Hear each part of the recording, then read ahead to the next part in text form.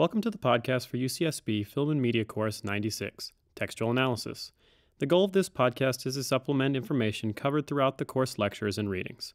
Each week a video will be posted that clarifies a significant aspect of textual analysis.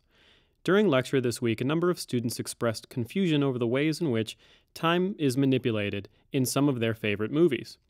Unfortunately, due to time constraints, Professor Parks was not able to address each issue. So, this week's video will pick up where she left off by answering a few of your questions. A majority of the questions address the concept of event time and presentation time. Bordwell explains that there are 4 types of temporal orders. 1. Simultaneous events, simultaneous presentation.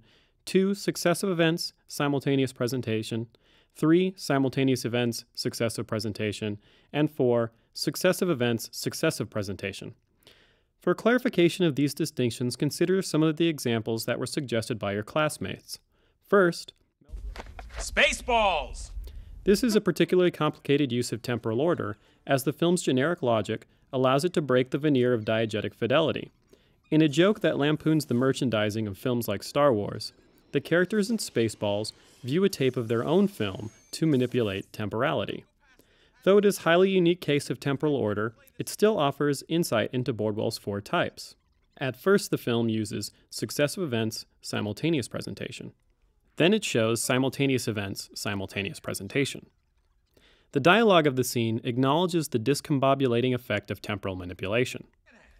When does this happen in the movie? Now. You're looking at now, sir. Everything that happens now is happening now. What happened to then? We passed then. When? Just now. We're at now. Go back to then. When? Now. Now? Now. I can't. Why? We missed it. When? Just now. When will then be now? Soon.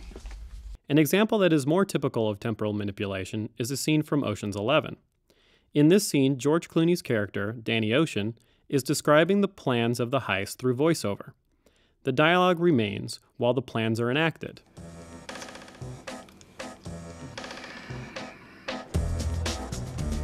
All right, here's how we'll begin. First task, reconnaissance. I want to know everything that's going on in all 3 casinos, from the rotation of the dealers to the path of every cash card. I want to know everything about every guard, every watcher, anyone with a security pass. This girl Charmaine. I want to know where they're from, what their nicknames are, how they take their coffee.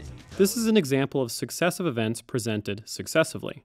The images enact the events in flash forward until the dialogue is ended, and then the presentation and the events are synchronized. Finally, there was a question about montage. The Rocky franchise is well known for its use of montage and heavy use of temporal ellipses.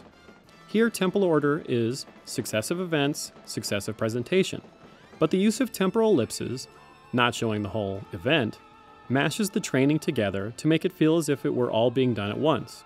The sonic elements and the increased pace of editing assist in the conflation of the events, making the training sequence feel like a singular block of temporal time, while narrative logic insists that these scenes occurred over several months. The way in which temporal order is presented can draw associations between events, create suspense, or emphasize the significance of scenes. Whatever the case, the manipulation of temporal order is done in service of a global narrative goal, which only becomes clear when the entirety of the film is considered in relation to the film's presentation of time. When writing your papers, realize that it is not enough simply to explain how temporal order engages the audience, but to further consider this engagement in service of the entire narrative. Thank you for listening to this week's podcast. Expect another exciting installment following the next assigned reading for the course. If you have any questions or comments regarding these podcasts, please email me at etussey@umail.ucsb.edu. Until next time, this has been Ethan Tussey, and I will see you in class.